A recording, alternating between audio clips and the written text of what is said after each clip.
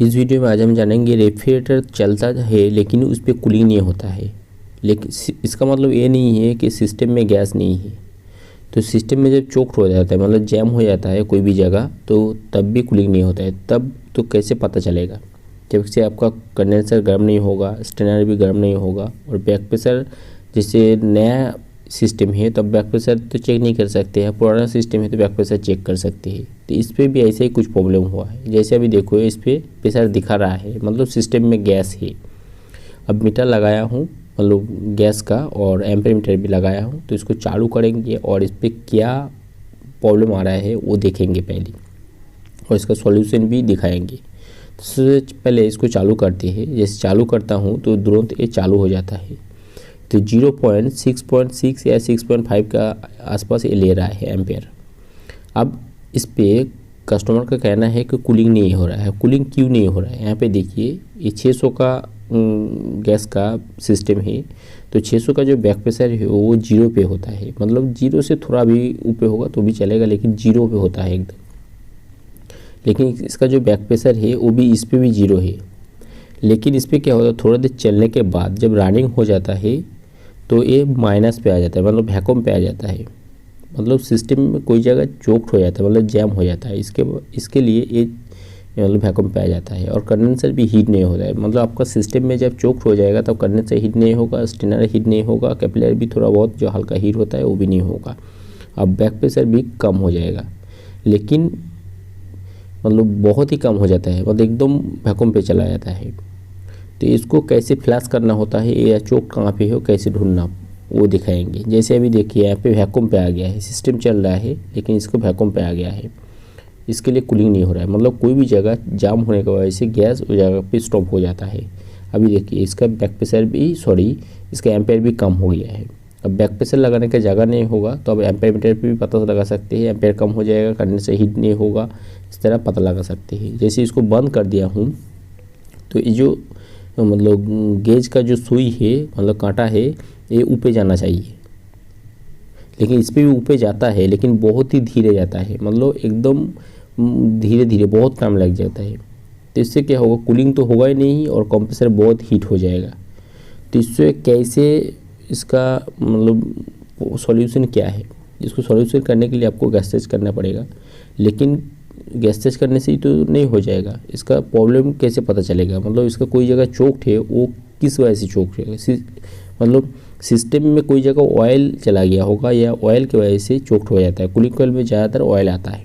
तो ऑयल को कैसे निकालते हैं और फ्लश कैसे करते हैं, मतलब सिस्टम को कैसे फ्लश करते हैं कूलिंग कॉइल को, तो वो आज हम देखेंगे। यहाँ पर देखिए धीरे धीरे फ्लश हो रहा है, मतलब ऊपर तरफ जा रहा है, लेकिन ये और भी फास्ट होना चाहिए, मतलब जल्दी ये ऊपर जाना चाहिए। नहीं तो कूलिंग जो कंप्रेसर जब ऑटो कट होगा फिर तुरंत चालू होने चाहिए तो चालू नहीं हो पाएगा। इस पे भी ऐसे हो रहा है, वो भी देखेंगे। मतलब पहले आप लोगों को इसका जो प्रॉब्लम है वो पहले दिखा दे रहा हूँ, उसके बाद इसका जो सॉल्यूशन है वो दिखाएंगे। वीडियो थोड़ा लंबा हो सकता है तो ध्यान से देखना, इस पर बहुत कुछ सीखने को मिलेगा। मतलब कैसे प्रॉब्लम को पकड़ते हैं और उसका जो प्रॉब्लम है फ्लैश कैसे करते हैं, इसको प्रॉब्लम को कैसे सॉल्यूशन निकलते हो वो देखेंगे।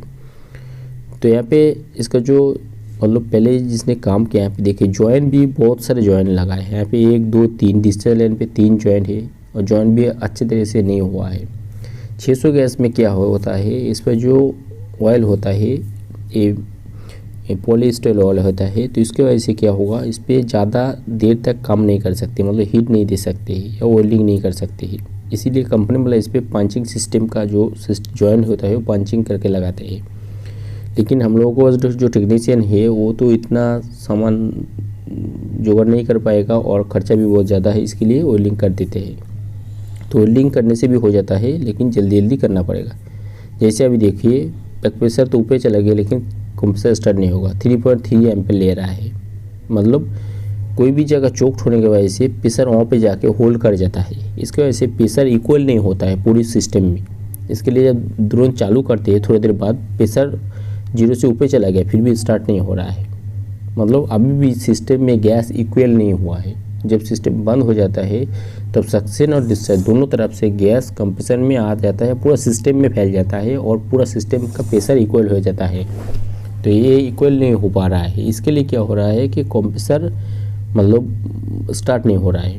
अभी एक इस पे प्रॉब्लम दिखाता हूँ। जैसे अभी देखिए सक्शन लाइन का जो चार्जिंग लाइन है इसको ओपन कर के गैस निकाल देते हैं पूरा, तो पूरा गैस निकाल देते तो चालू हो जाना चाहिए, लेकिन एक गैस निकलने की जैसे देखिए चार्जिंग लाइन खोल के बाहर रख दिया हूँ, मतलब एकदम छोड़ दिया हूँ, मतलब कंप्रेसर का जो कि चार्जिंग लाइन है वो छोड़ दिया हो। ये कंप्रेसर का सक्शन लाइन से लगा के यहाँ पे छोड़ा हुआ है, मतलब गैस निकल गया है। ये फिर भी चालू नहीं हो रहा है, वो भी दिखाता हूँ। एक मिनट देखिए, इसको चालू करते हैं, ये देखिए 3.43 एम्पेयर ले रहा है, मतलब ये चालू नहीं हो रहा है। मतलब कंप्रेसर कंप्रेस करने के बाद गैस डिस्चार्ज लाइन से थ्रो होके स्ट्रेनर के पास होगा या कैपिलरी के पास होगा, कोई भी जगह गैस को होल्ड कर दिया है। इसके वजह से वो प्रेशर आगे थ्रो नहीं कर पा रहा है, इसके लिए कंप्रेसर स्टार्ट नहीं हो रहा है, मतलब जाम होने की वजह से। तो ये कहाँ पे चोक्ड हुआ है वो भी देखेंगे। तो पहले इसको निकाल देते हैं। अभी हम लोग क्या करेंगे, इसको जो कैपिलरी है इसको थोड़ा एक साइड पे मतलब कैपिलरी पे काटेंगे, तो कैपिलरी का दो मुंह हो जाएगा, एक स्ट्रेनर साइड और दूसरा जो सिस्टम से जो निकला है वो। अब दोनों जगह से प्रेशर निकलेगा, मतलब जहाँ पे गैस होल्ड हुआ हो गया है तो दोनों जगह पे प्रेशर निकलेगा तो क्लियर है, और दोनों जगह से नहीं निकलेगा तो जहाँ से निकलेगा वो क्लियर है, जहाँ से नहीं निकलेगा है वो चोक्ड है। अब कौन सा साइड चोक्ड है वो देखेंगे। इसको तोड़ते हैं पहले, तो इसको तोड़ने के बाद देखते हैं स्ट्रेनर तरफ से प्रेशर निकलता है या सिस्टम के उधर से प्रेशर निकल रहा है, गैस निकल रहा है, मतलब चोक्ड स्ट्रेनर पे है। अभी देखिए स्ट्रेनर के पास से प्रेशर निकल रहा है, मतलब स्ट्रेनर चोक्ड नहीं है, लेकिन कैपिलरी साइड देखिए कुछ भी प्रेशर नहीं निकल रहा है, मतलब इसका जो कैपिलरी है ये जैम हो गया है। इसके वजह से चार्जिंग लाइन खुला है, वहाँ से गैस नहीं आ पा रहा है, मतलब स्ट्रेनर से जो गैस निकल रहा है ये गैस कैपिलरी से होके कूलिंग कॉइल से होके सक्शन लाइन से बाहर आ जाना चाहिए। अभी देखिए स्ट्रेनर को तोड़ दिया हूँ, गैस निकल दिया हूँ, अब इसको स्टार्ट करते। अभी देखिए स्टार्ट हो गया है, मतलब प्रेशर स्ट्रेनर के बाद कैपिलरी से पास नहीं कर पा रहा था, इसके लिए ये कंप्रेसर स्टार्ट नहीं हो रहा था।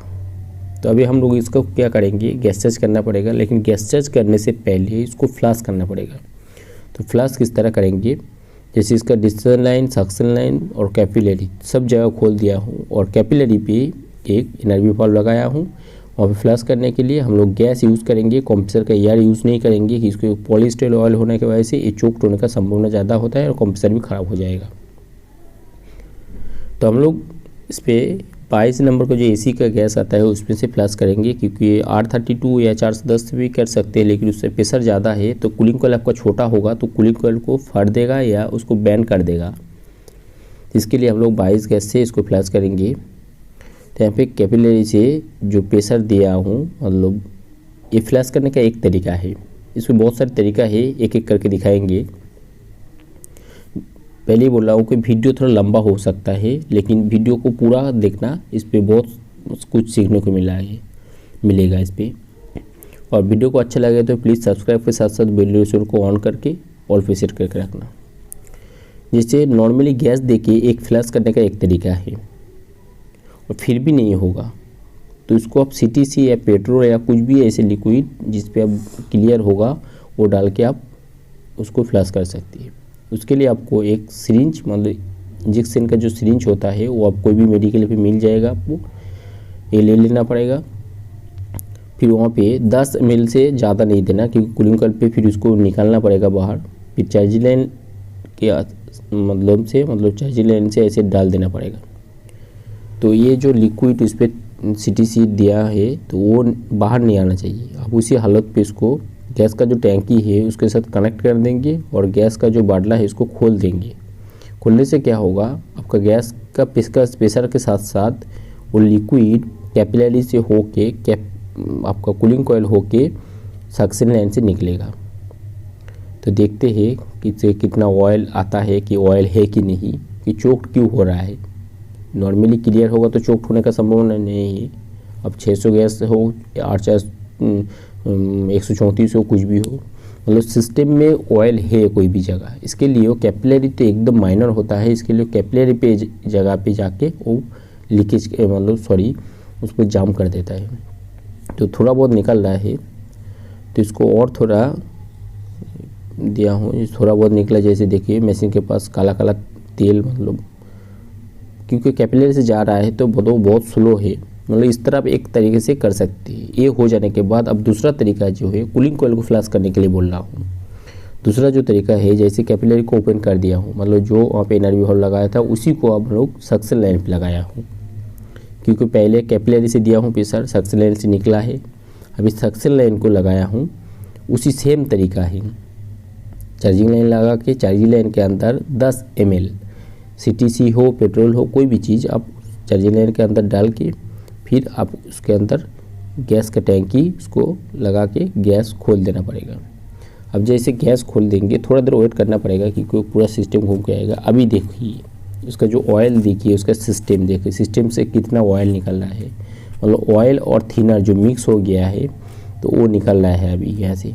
ये देखिए ऐसे सिस्टम के अंदर ऐसे कचरा होगा तो ऑयल के साथ मिक्स हो गया, इसके लिए ये मतलब व्हाइट जैसे दूध जैसे हो गया है कलर इसका। मतलब अंदर तो ऑयल था, उसके साथ CTC मिल गया है, इसके लिए तो लिक्विड पतला हो गया है वो ऑयल, इसके लिए बाहर आ रहा है। तो ऐसे कचरा होगा तो आपको ज़िंदगी भर मतलब जितना भी साफ़ करेंगे, जितना भी ये करेंगे, वो सिस्टम कंप्लीट नहीं कर पाएंगे। और दूसरा बात है इस पर 600 गैस है। 600 गैस बहुत रिक्सी होता है गैस टेस्ट करने के लिए। रिक्सी मतलब उस पर आप वेल्डिंग नहीं कर सकते चालू में। दूसरा चीज़, वेल्डिंग करने के टाइम जो मतलब डस्ट पार्टिकल पाइप के अंदर बन जाता है वो सिस्टम में चला जाएगा तो भी चोक्ड हो जाएगा। तो जब तक ये आपका कूलिंग कॉइल इसे क्लियर नहीं हो जाएगा तब तक आपको गैस छोड़ के, मतलब गैस थोड़ा आपका वेस्टेज होगा, लेकिन इसका सबसे अच्छा तरीका है इस तरह आपको उसको आप फ्लश करके आप ये सिस्टम को क्लियर कर सकते हैं। और कंडेंसर को भी आपको फ्लश करना है तो भी आप कंडेंसर का कोई भी एक साइड ऐसे एनर्जी होल लगा के उसको फ्लश कर सकते हैं।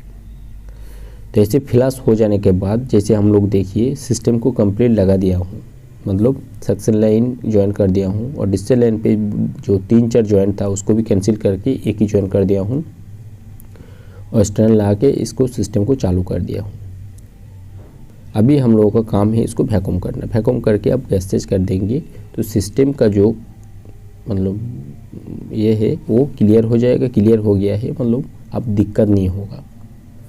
अब वैक्यूम चल रहा है, मतलब इस तरह आप कूलिंग कॉइल को फ्लश करेंगे तो आपका सिस्टम एक ही चांस में मतलब कंप्लीट हो जाएगा, कोई दिक्कत नहीं आएगा। नहीं तो इसको बार बार गैसेज करेंगे तो बार बार चोक्ड होगा। इस तरह करेंगे तो कुछ दिक्कत नहीं आएगा, एक चांस में हो जाएगा।